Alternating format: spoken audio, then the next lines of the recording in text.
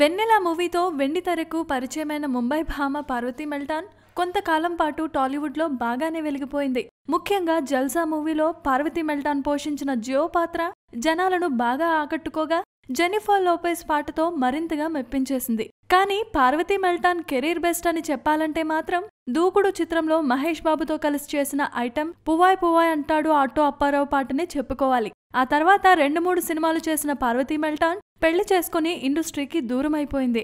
దాదాపు 5 ఏళ్లుగా వెండితెరకు దూరమైపోయి పెద్దగా కనిపించకుండా పోయిన పార్వతీ మెల్టాన్ ఇప్పుడు హఠాత్తుగా హాట్ టాపిక్ అయిపోవడానికి ముఖ్య కారణం 2 పీస్ బికినీలో ఆమె ఇచ్చిన ఫోజులే.